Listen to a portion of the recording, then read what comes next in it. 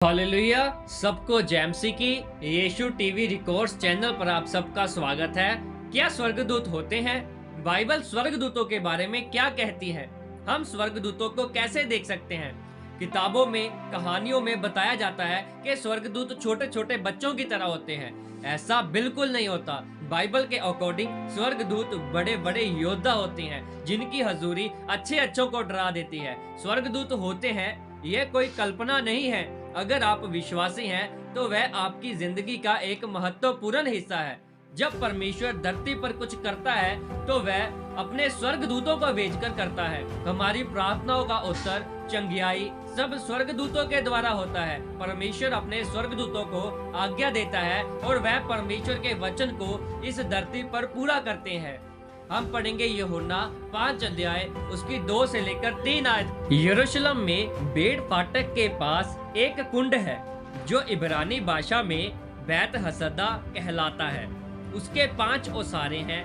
इनमें बहुत से बीमार, अंधे, लंगड़े और सूखे अंग वाले पड़े रहते थे, क्योंकि नियुक्त समय पर परमेश्वर के स्वर्गदूत कुंड में उतरकर पानी को हिलाया करते थे। पानी हिलते ही जो कोई पहले उतरता वह चंगा हो जाता था, चाहे उसकी कोई भी बीमारी क्यों ना हो। बाइबल हमें बताती है परमेश्वर के स्वर्गदूत चंगियाई लेकर भी आते थे और लोगों के लिए संदेश भी। इस वचन में भी हम देख सकते हैं कि कैसे स्वर्गदूत उस कुंड में उतरकर पानी को हिलाया करते थे और जो पहले उतरता था उस कुंड में वो आदमी चंगा हो जाता था। हम पढ़ेंगे न्यायों 13 अध्याय उसकी 2 से लेकर 3 आयत को। दानियों के कुल का सोरावासी मानो नामक एक पुरुष था, जिसकी पत्नी के बांझ होने के कारण कोई पुत्र ना था।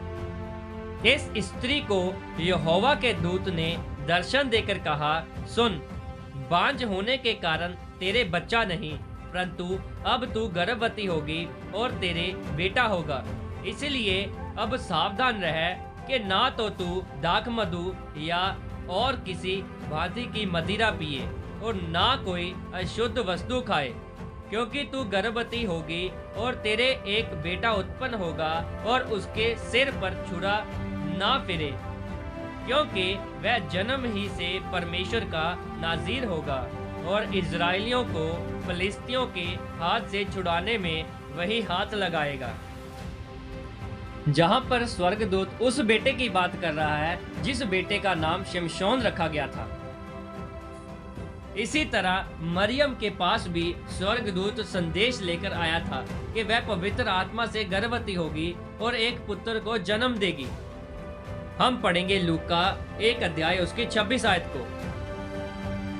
6वें महीने में परमेश्वर की ओर से जिब्राइल स्वर्गदूत गलील के नासरत नगर में एक कुंवारी के पास भेजा गया, जिसकी मंगनी यूसुफ नामक दाऊद के घराने के एक पुरुष के साथ हुई थी। उस कुंवारी का नाम मरियम था। स्वर्गदूत ने उसके पास भीतर आकर कहा, आनंद और जय तेरी हो, जिस पर ईश्वर का अनुग्रह हुआ है, प्रभु तेरे साथ है। तो यहाँ हमने देखने को मिलता है कि यही स्वर्गदूत मरियम को बताता है कि वह पवित्र आत्मा से गर्भवती होगी और परमेश्वर के बेटे को जन्म देगी, जिसका नाम यीशु होगा।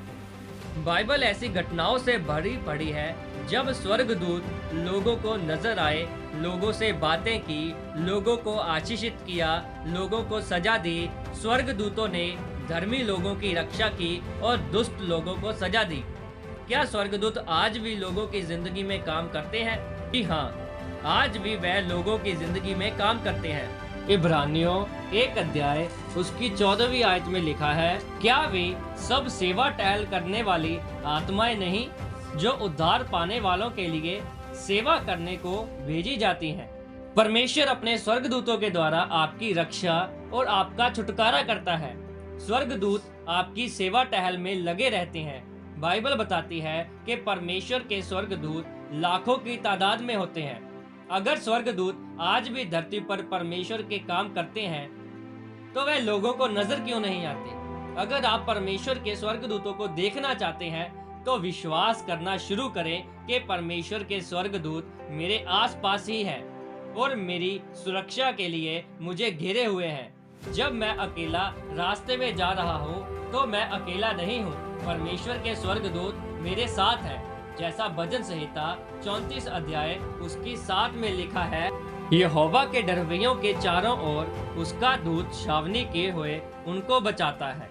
याद रखें, आप एक विश्वासी हैं। विश्वास करने वालों को विश्वासी कहते हैं। हम यीशु मसीह पर विश्वास करने से धर्मी गिने जाते हैं। अगर आप परमेश्वर के स्वर्गदूतों में विश्वास नहीं करते तो आप उन्हें कभी देख नहीं पाएंगे। हमारा जीवन विश्वास पर टिका है, इसीलिए परमेश्वर के कामों पर विश्वास करना शुरू करें। दूसरा राजा 19 अध्याय में हम पढ़ते हैं कि जब अशूरियों का राजा परमेश्वर के लोगों के खिलाफ आ खड़ा हुआ तो परमेश्वर ने अपने दूत को भेजा और उस दूत ने रातों रात अशूरियों की छावनी में 1,85,000 अशूरियों को मार गिराया। जब भोर को लोग उठे तो देखा कि सब तरफ लाशें ही लाशें पड़ी हैं। तब अशूरियों का राजा वापस लौट गया। वह राजा नगर में प्रवेश तो क्या, एक तीर भी परमेश्वर के लोगों पर मार नहीं पाया। तो सोचो कि परमेश्वर आपसे कितना प्यार करता है कि उसके स्वर्गदूत हमेशा आपकी सेवा में हाजिर रहते हैं, पर आप उन्हें आत्मिक आंखों से ही देख सकते हैं। यही बात अलीशा अपने दास को भी बता रहा था जब अरामी सेना ने उन्हें घेर लिया था।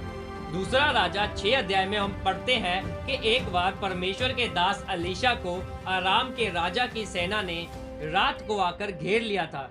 सुबह जब अलीशा का दास उठता है तो देखता है कि घोड़ों और रथों समेत एक दल नगर को घेरे हुए पड़ा है। तब दास ने अलीशा से कहा, हाय मेरे स्वामी, हम क्या करें? अलीशा ने कहा, मत डर, क्योंकि जो हमारी ओर है वह उनसे अधिक है जो उनकी ओर है।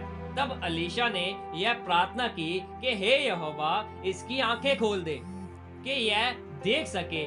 तब यहोवा ने सेवक की आंखें खोल दी और उसने देखा कि अलीशा के चारों ओर का पहाड़ अग्निमय घोड़ों और रथों से भरा हुआ है। हम बाइबल में देखते हैं कि स्वर्गदूत हमेशा से ही परमेश्वर की योजनाओं और परमेश्वर के मकसद को पूरा करते आए हैं और वह कभी रिटायर नहीं होते। वह आज भी काम में लगे हुए हैं जिस तरह वह शुरू से लगे हुए थे। तो जो हमने ये सारे वचन पढ़े हैं तो यहाँ से हमें यह देखने को मिलता है कि स्वर्गदूत होते हैं और हम स्वर्गदूतों को विश्वास से और आत्मिक आंखों से ही देख सकते हैं। तो उन चीजों के लिए हमें परमेश्वर से समझ मांगनी चाहिए जो परमेश्वर अपनी बुद्धि और अपने स्वर्ग का ज्ञान हमें दे, ताकि हमारी आत्मिक आंखें खुल सकें और हम स्वर्गदूतों को देख सकें। तो इन वचनों के द्वारा परमेश्वर आप सबको आशीष दे और बरकत दे। आगे की वीडियो में हम जानेंगे कि कौन से वो लोग हैं जो स्वर्ग में उठा लिए गए थे। तो तब तक के लिए आप इस चैनल को सब्सक्राइब कर लें। सबको जय मसीह की।